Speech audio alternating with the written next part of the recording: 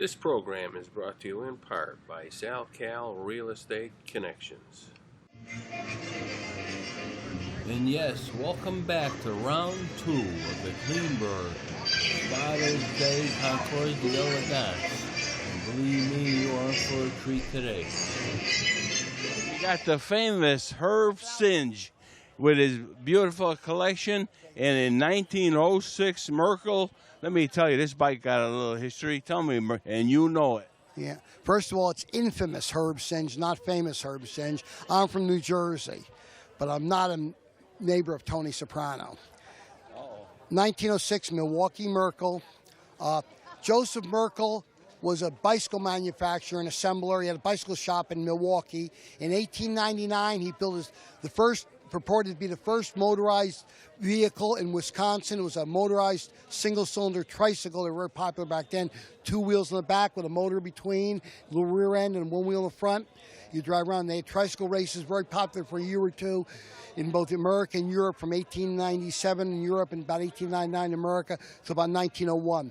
A lot of car companies got started with tricycles. Lozier, which is one of over there, Pierce Arrow, a lot of them started building tricycles and then went on to other things, including Merkel. The next year, in 1900, he built his first two-wheeler, motorized two-wheeler. Some people call it a bicycle with a motor, but it really was a motorcycle, because every motorcycle that was ever made throughout the world until 1914 was all pedal start. Kickstart came in 1914. I have a lot of motorcycles up to 1915. I love pedal start motorcycles, and I have one kickstart motorcycle, 1915 Excelsior. This Merkel I bought this 1906 Merkel about a little over 30 years ago by a man named Bud Eakins. Now, you may not know who Bud Eakins was, but he happened to be Steve McQueen's best friend. But everyone who's watching this show has seen Bud Eakins, because if you watch The Great Escape, he's the guy that takes the bike over the fence. And if you ever watched the movie Bullet, he's the guy driving the green Mustang.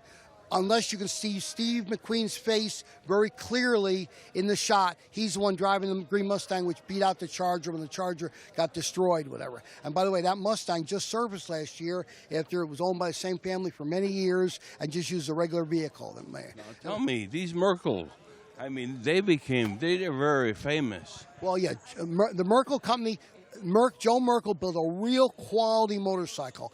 And up through 1908, when he sold out, he was the largest manufacturer of motorcycles in Milwaukee, not the other company called Harley Davidson, which you see next to it. He was larger. Harley Davidson, they say they started in 1903, and they did start building their building motors in the back in a little 10 by 12 shed in the back of one of their houses, but they really never built a motorcycle, really, probably 1905. They say they have a 1903, but anyway, really 1905 was the first year. Merkel was already well into production by then, and in fact, Bill Harley and the Davidson brothers learned a lot and hung with Joseph Merkel, and they learned a lot from him. So Merkel did very well. In 1908, he was approached by the Light Company, the Light Foundry of Pottstown, Pennsylvania, and they actually bought out the Merkel Company and moved the Merkel motorcycle manufacturing division or whatever company down to Pottstown, Pennsylvania, where it became Merkel Light. And a year or two later, they were sponsoring a couple of racers, factory racers. Flying Merkel. Yes. Well, you're good at stealing the punchlines, aren't you? So they called the boys, the team, the Flying Merkels, because the flying was very popular. The Thomas Flyers and the Wright brothers. Flying was the new rage, even more technologically advanced than motorcycles or cars. And so they called themselves Flying Merkels, and so that was so popular that in 1911 they called the Merkel brand, instead of Merkel Light, they made it Flying Merkels, and they were very quality motorcycles.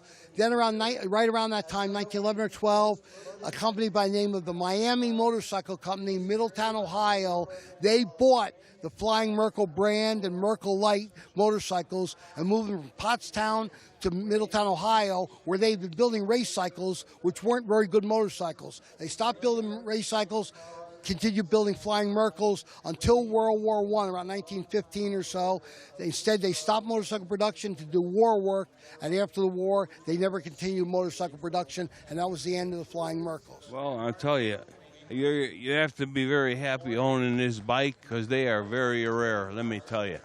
And as usual, Herb, you're always right on your game. I have to tell you, when it comes to history, boy, you know what it is. Yeah, it's fun, and I actually have 2 Milwaukee Merkles, so I'm twice blessed. The other one, not quite as nice as this, but they're both real, original bikes. I like bikes that were original frame, original. I have a couple that, 1 or 2 that are not, but I tell everybody it is, but we try to having the real original 110, in this case 113-year-old motorcycle, and it's basically in as found condition. And I bought it from Bud Eakins along with 8 other motorcycles. And Bud was a great guy. He was a wonderful Triumph motorcycle racer in the 50s and 60s, and he was a great Hollywood stuntman and transportation. He furnished old cars and motorcycles to the Hollywood crowd. Boy, you know your history. Anyway, I have 2 Milwaukee Merkles. I have a light, which is rarer than Milwaukee Merkles. I have 2 Merkle lights, but guess what? I don't have a flying Merkle. You never know. Yeah, you never know. Can't tell. I want to thank you, Herb. You're always excellent. You know that. We look forward to seeing you here every year. Well, we tried. It's a wonderful event. You too. Thanks to Mark Johnson. Thank you, buddy. Bye-bye. Very good. Very good. You're right on your game. We got Herb again. Oh, boy. Now I can start. In his 1913 Harley Davidson. And let me tell you, this bike is another great example, Herb. Tell me about this bike. Well, it's 1913 Harley Davidson, single-cylinder, magneto ignition, belt drive, flat belt drive, which is on this side. Unfortunately, you can't see it easy. It also has a clutch in it. So not only there are 2 ways to take to shift the bike in and out of the 1 speed forward, which is either with tensioning the belt or using the clutch, a Eclipse clutch. It runs on regular gasoline. When it was new, it probably ran on 60 octane. It has gas headlights. That's a press-light tank with compressed acetylene gas that would run to the headlight and also to the little gas taillight here. It's really set up nice. This motorcycle was restored about 40 years ago by the president, longtime president of the Antique Motorcycle Club in Davenport, Iowa, Bob McLean. And the very interesting thing is on the front of the bike, there's an early form of theft protection. You would take that big metal collar and block it, and of course I left the key there because I trust the people around here, but you take the key away and that way nobody can roll the motorcycle away. People stole things even back then. People have been stealing things, unfortunately, for thousands of years. If we get rid of the thieves, it'd be great. Nobody'd have to carry keys. Okay? Well, I tell you, I love to own your collection because it's got to be pretty interesting. Thank you. Yeah, we even kept the trailer strap on. We'll have to take that off to show. Now, out of all the bikes you own, what is your favorite? Well, probably the one that got me actually interested in early motorcycles, and it's been up here before. It's an all-original, almost in this condition, but original paint, 1903 Orient, built just north here in Waltham, Massachusetts, by Charles Metz. It's probably considered to be the finest, one of the finest, if not the finest, original paint early American motorcycles, formerly owned by Leo Peters in Long Island, and then Harold Sharon right here in Connecticut, who was Jerry Chase's mentor in restoring cars and doing motor work, whatever. I'll tell you, I've seen that bike, and boy, it's beautiful. Yeah, that's probably my favorite. I have a 1908 Curtis single-cylinder overhead valve, which is one of one, the only one anybody's ever seen like that, and that's like a gentleman's racer. That's probably the closest thing to an American Duesenberg or American Ferrari style early American motorcycle. It's really, it's. I know it's special. Motorcycles are really great. I know it's special, and I have to commend you. Your bikes are always beautiful, and we can't wait to see what you're going to bring next. Every year, I know you bring something different. We try to support Mark Johnson, the Klingberg Foundation. They do such good work here. The Klingberg does good work with young people. I really believe in that. That's the important thing, and bringing people here. This is an old-time car show. People don't understand. There are very few of these left. This is the way car shows were back in the 1950s, I heard, and I barely remember the 60s and early 70s when you had early brass era cars along with some newer cars, and people just talked and met. It wasn't like the modern stuff where we want to remind everybody, it's Father's Day weekend every year. And boy, let me tell you, you will not be disappointed. Come next year. If you didn't get here this year, come next year. It's always a Saturday before Father's Day, and in New Britain at the Klingberg Institute. It's really a great. I drive up here 3 hours, almost over 2 hours from New Jersey. I stay in a motel room, but I really believe in this meet. It's really a wonderful meet. It's really one of the, if not the best concours, one of the two best concours in the Northeast, I think, really. It's absolutely. An unofficial concours. Well, great car show. Herb, I got to commend you. Larry. Very nice. As usual, you're right on your game, and we look forward to seeing you every year. Thank you. And thanks to the man behind the camera, too. Oh, yeah, Billy's always good. Yep. Yep. Thanks a lot, buddy. You know, as we finished talking with Herb, how about this original theft device going back to that period of time in the 1930s for motorcycles? I have never seen one. They tell me this isn't a rare piece.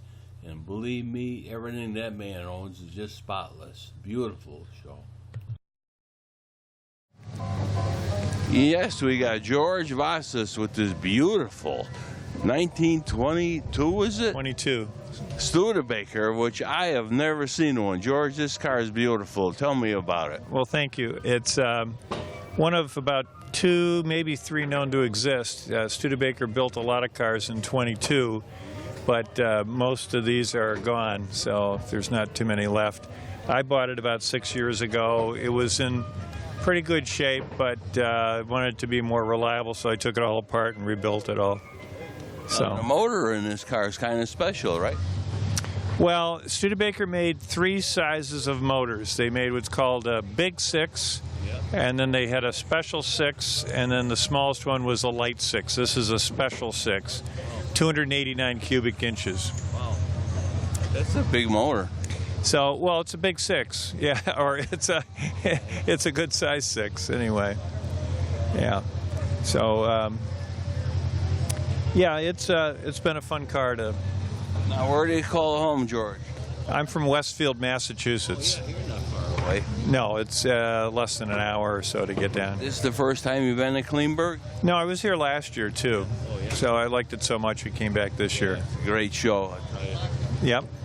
Yep. Go to many over the year?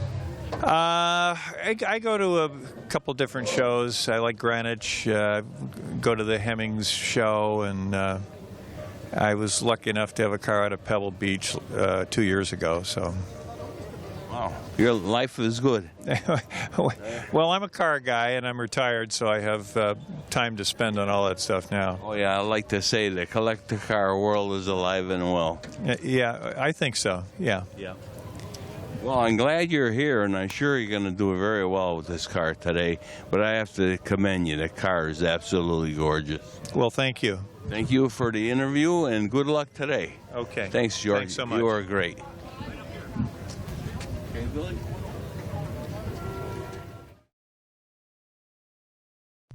Yes, when you come to Klingberg, you never know what you're going to see. And yes, George's Studebaker was very special. As I travel around to different shows, you just don't see that this kind of a car, especially the quality of the work done too. But Studebakers were very good cars, and they're well represented when it comes to classic cars.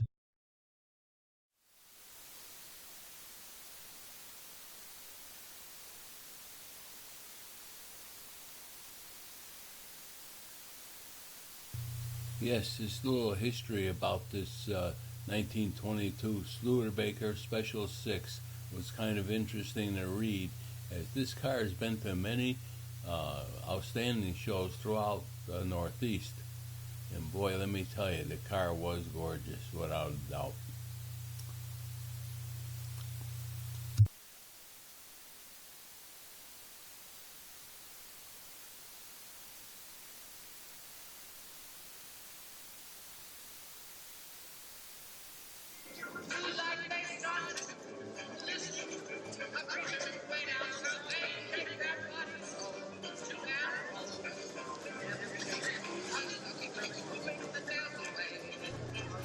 Of course, at Klingberg, you always have to have the period correct dancers, and as usual, they put on a great show.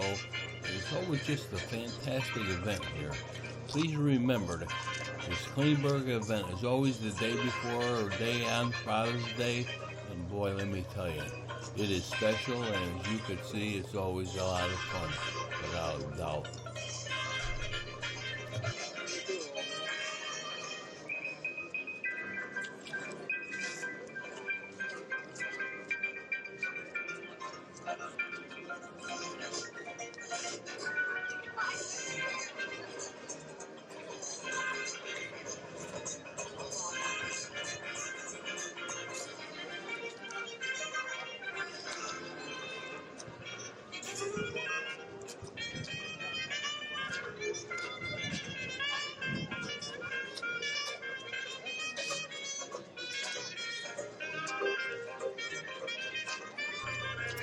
Of course, at Klingberg, you always have to have the period correct dancers, and as usual, they put on a great show.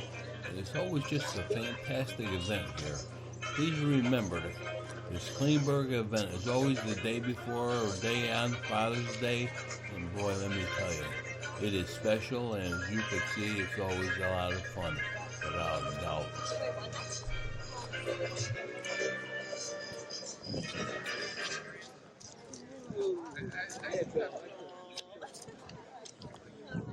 Yes, we have Charles and Kathy Hand with this beautiful 1931 Chrysler Imperial. I have never seen one of these cars. You got to tell me, Charles, about this car. We've had it since 1990. When we got it, it was unrestored. We drove it unrestored for about 9-10 years. I think we took it off the road in the late 90s, 99, and did a complete restoration, put it back on the road in 2001. And we enjoyed it immensely. This is one of our favorite car shows here in Connecticut. We do Stowe, Vermont. We do Beverly, Mass. We enjoy it immensely. Now tell me, where do you call home, Charles? Essex, Connecticut. Oh, yeah, good. Connecticut guy, yeah? I'm a Connecticut guy, yes. Now, who did the restoration of this car? It was done by Gary Stone in Pollock, Vermont. Okay. And the interior was done in Springfield, Vermont. Hurd upholstery. And the mechanical, I did all the assembly, but I didn't do the paint work and I didn't do the upholstery. I'll tell you, the car is gorgeous, you know. Now tell me. Interesting history of how we got the car. The car was in Hemmings, yeah. And I ended up trading 3 cars. I had a 32 Packard, 52 MG TD, and then the guy said, "Oh, you got to keep sweetening the pie," and I threw in my wife's Mercedes to get this. Wow. Now tell me, Kathy, do you ever drive this car? No. No? No. You're not allowed, huh? Probably wouldn't know how. Yeah. Even though you gave up your cars, right? I know. Surprisingly, it's very agile. She could drive it. I bet it is. I could tell the work that was done in this car is very special. Well, thank you. Thank you. Yes. Yeah. And what kind of motor is in this car? It has a 135 horsepower straight 8. Straight 8. Straight 8. Okay. Now, is it a flathead? Flathead straight 8. I bet you could put a coffee on the top of that motor and won't even shimmer. You're absolutely right. You're absolutely right. They run like a clock. Yes. Yeah, and it has hydraulic brakes. This was from the factory. Chrysler was one of the first to come out with hydraulic brakes. Well, they had hydraulic brakes in 1927, way ahead of their time. Wow, ahead of their time. Yes. Yeah, well, I know you're going to do very well here today, but I have to commend you. Well, car is absolutely gorgeous. I love the color schemes, the interior. I mean, wow, beautiful. Thank you. Thank you very much. I know you're going to do well. Thank you for your interview, and Kathy, you're a lucky lady. Thank you. With a good man and car. Thank you. Thank you. All right. Thank you. And yes, once again, we're honored to have the presence of George Dragon. And I'm going to tell you, George, every time I see you, there's a special car near you. And I know this car has got some history with you. And as usual, I know you're going to let us know exactly what's going on. Well, thanks, Larry. I do try to bring a different car to every event, just to show people, you know, that there's lots of classic cars still out there, and this is a great event today here at the Klingberg Show. Behind us is a 1932 Pierce Arrow V12 7-passenger touring car, originally built for the city of New York. It's got freestanding headlights. People know a Pierce Arrow by the headlights that were in the fenders, but it was illegal to drive Pierce Hero with the headlights and the fenders in New York back for a while, back in the 20s and early 30s.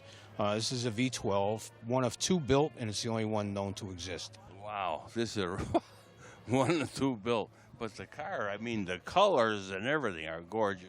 Yes, as far as we know, they're original colors. It was restored some time ago, but it was a very original car, so it was correctly done. Now, this car has some history with Lou Biondi, too? Yes, they're honoring Lou Biondi, who was an old-time collector here from Connecticut. As a matter of fact, the field here is the Lou Biondi field where we have the antique car show every year. And he was a collector for many years. He started collecting cars in 1948, passed away 5 years ago. So they're honoring him today as a feature collector. And this is the newest antique car that he owned. And on the other side is one of the oldest cars that he owned. Yeah, let me tell you, when I used to come here and see his Corbins, my mouth used to just drop because you never see those cars. Right, Corbins were built right here in New Britain.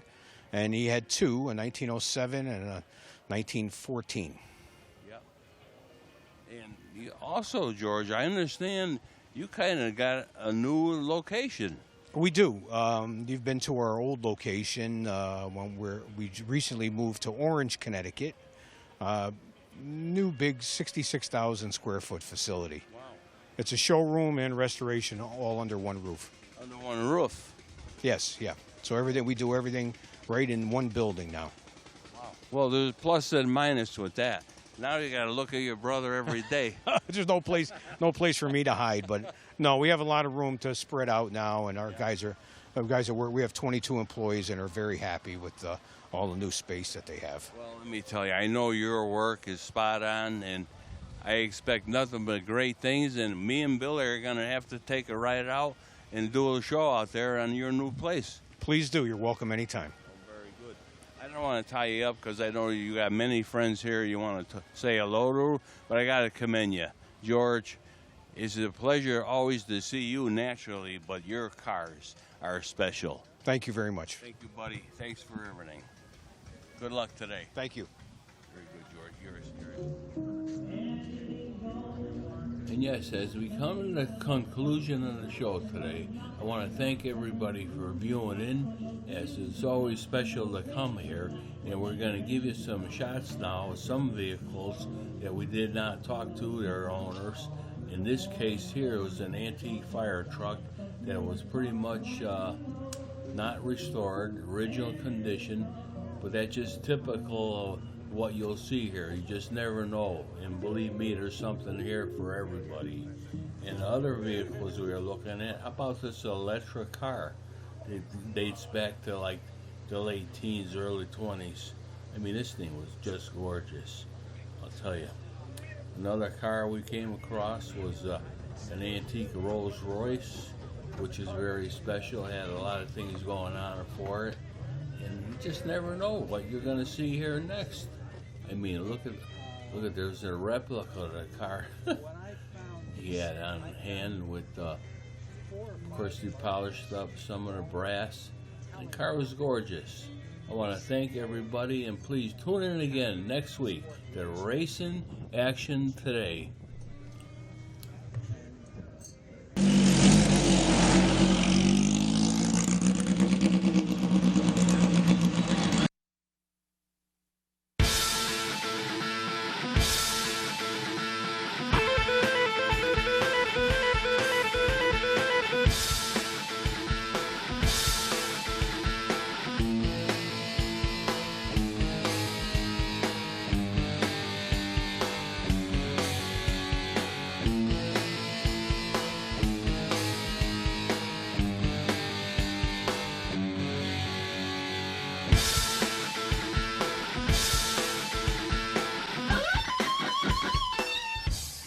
This program is brought to you in part by SalCal Real Estate Connections.